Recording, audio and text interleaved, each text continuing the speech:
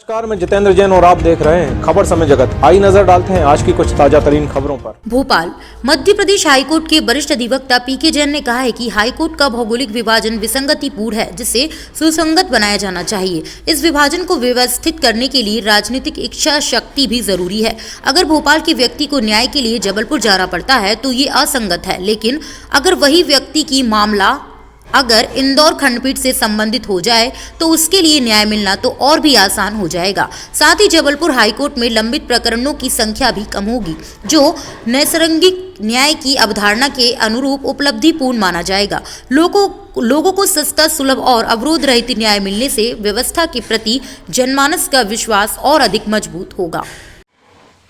आज हमारे साथ स्टूडियो में उपस्थित हैं वरिष्ठ अधिवक्ता और आर्बिट्रेशन ट्रिब्यूनल के लीडिंग प्रैक्टिशनर श्री पीके जैन साहब।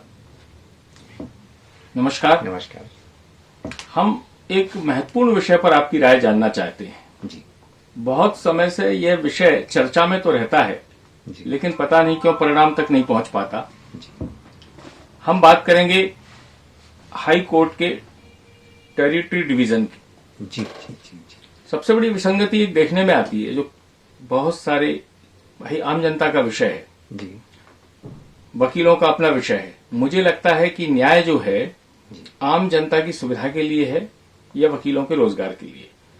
इस संबंध में जब हम देखते हैं जी कि हाई कोर्ट जबलपुर, जी अब हाई कोर्ट जबलपुर दो बेंच हैं, ग्वालियर और इंदौर। जी।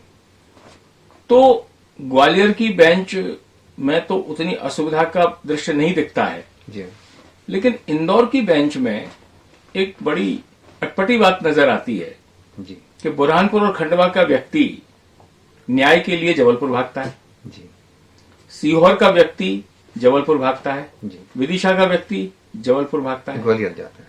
ग्वालियर जाता है विदिशा का, जी और राजगढ़ का व्यक्ति इंदौर जाता है। जी यानी भोपाल डिवीजन के ही जी। एक जिले का इंदौर जा रहा है, एक जिले का ग्वालियर जा रहा है, सीहोर का जबलपुर जा रहा है।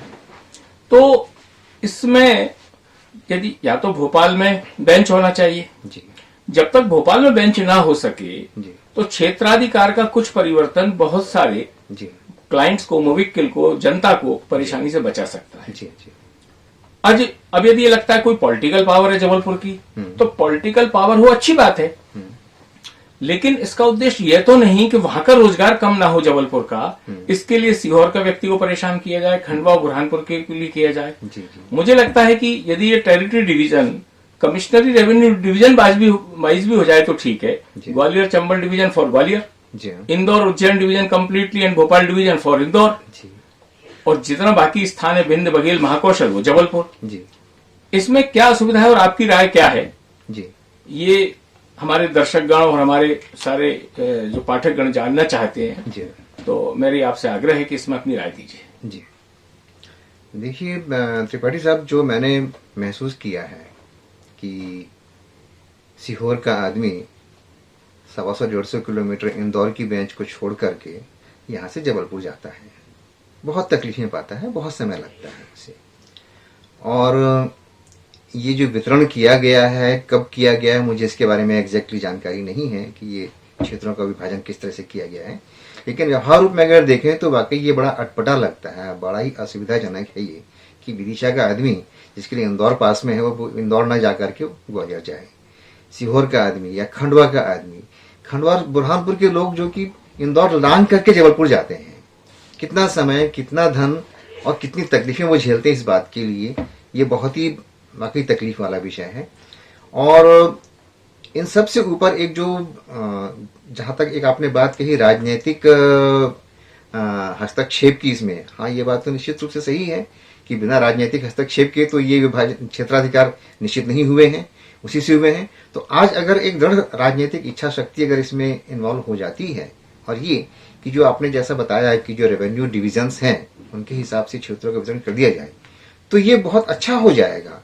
और देखिए, जहां तक कि भोपाल रेवेन्यू संभाग की बात है, तो भोपाल संभाग के आदमी को यहां से आप जबलपुर जाने के लिए कहते हैं, कितना अधिक कष्टकारक है। इन सबके अलावा एक सबसे बड़ी बात आप ये देखें कि जबलपुर जो प्रमुख बेंच है, वहां पे करीब 27-28 जिलों का काम वहां पर जाता है।